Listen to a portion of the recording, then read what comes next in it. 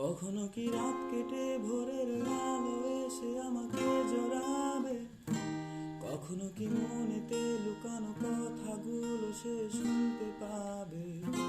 যতবার কল করি তুমি ব্যস্ত থাকো বন্ধুদের সাথে।